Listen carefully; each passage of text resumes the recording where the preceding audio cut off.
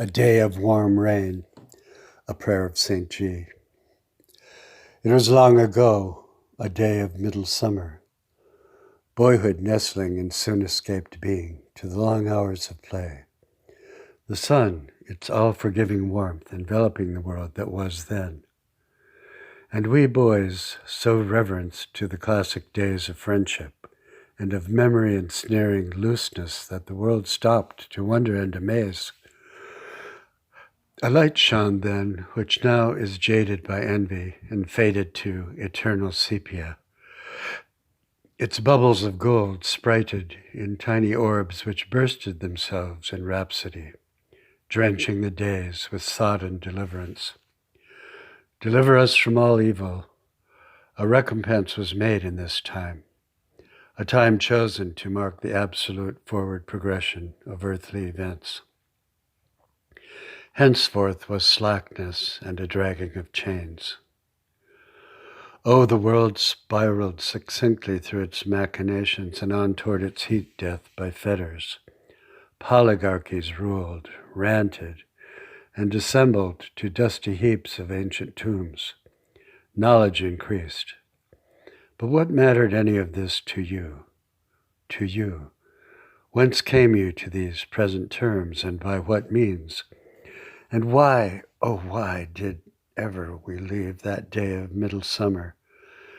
Remember when the large rain came, and how it was warm and large and friendly fell upon our bare arms. Then were we caressed by the universe, and we knew that we belonged. Wading in the puddles of newly dropped newness, mud cleansing our feet as a servant. Soft rain flattening our hair and streaming our bodies so that, for the first time, all of us became one in being. And so even connected to all things, all reigned together as a font of bathed, breathed sustenance. A rain this sheepish had its contrapunction, and lightning tore the wool from the sky in shreds.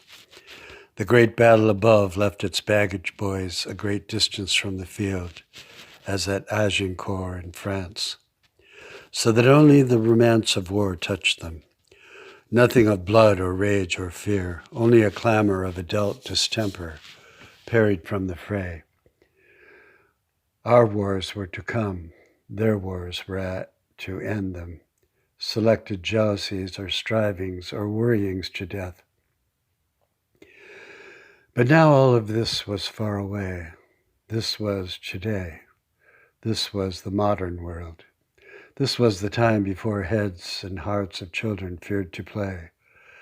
How dashed a time to die before it fulsome set its tone within the boy, to ring eternal. A splayed out misery began its moldy conquering, to end the spirit which sighed and mingled with the day. Yet here the rains were fresh, and molds advanced memory of things to come.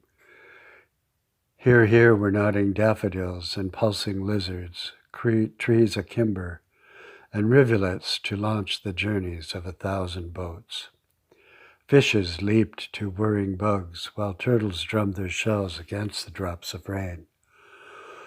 All hail advancing blessings, falling without fear and showering the uplifted face of the creation. We stop our frolicking feet to lean back, outstretch our arms, and raise our faces to the falling rain. Time stopped. Cares puddled themselves in the grass and flowed away. Around us, other boys splashed, muddied themselves, and rolled in the lush grasses which grew tall with each moment. Their laughter rhymed the pattern of the rain. The streaming worship of the drenching therapy from heaven reproved their hyper-capabilities. What need to fly, to be invisible, to inspirit their boyhood? Rain on flesh, rain freshing the closed eyelid, pummeling the pursed lip, rain baptizing it. It was good to be precisely human. Boys know this. But here was for real. To be a child was to be a native child of the earth like a worm. We gloried in this felt knowledge. No thinking was necessary. Our actions were as natural as the throb of blood in our arteries. Such blood pumping as drove us to our games of forest tag, of thumper, fleece, capture, and splash. Then there were the games of night, made more mysterious by the evil shadows and the flickering moon. The dinner call sang fruitlessly forth from the towns. To play was to be alive, to romp and glory in the stream of moments, which slowed themselves to the magnetic will of the children. And here was a difference. The dinner call was not expected to be answered. Even the older boys remembered and were captive to their own childhood. To play was to be. The comrades were all. The comrades were warriors, ghosts, and kings. They were gnomes, fairies, dragons. They were what they were in the moment. The rain continued and carried a beam of sun in each slanting stroke. Here was a downpour to issue life. Each splat in the soft dirt jiggled the ground and made alive the grubs and roots awaiting their alum.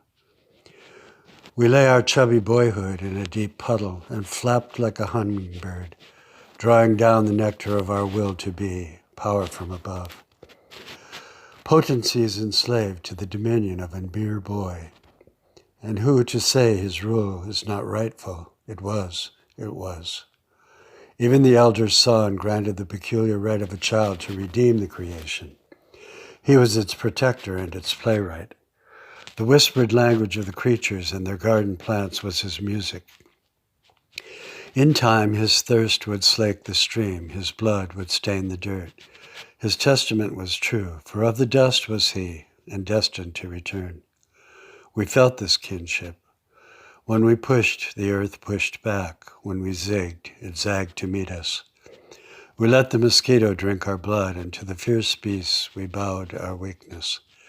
This not to yield our lordship, but to acknowledge the ordering of duties. Among us existed no distinction of boy or girl. The pride of family and of village kept in check the gender split. There was no sexual danger. This by rigor of our long-held obedience to meekness and forbearance. Mercy is not necessary when loving kindness bends itself to embrace all circumstance, all folly, when justice reigns. Thus it was the children doubled their pleasure. The pack ran together like Arctic wolves. None was unchosen. Our weary rounding eventually drove us home, but home was home to all, and the crack of day saw our reassembly. It is hard to remember newness, difficult to see in age how unthought and unbirthed were the moments of childhood. They leapt like panthers from a high tree, exhilarating and amazing. Behold, all things are made new in every moment. We do not believe this. To us, and to our mates, it was anticipated serendipity, nonsense made true. There was for us no tedium, no drudgery, no second thoughts. Every thought was a dazzler, every act a championship. Competition was cooperation. To play on was the end of the means.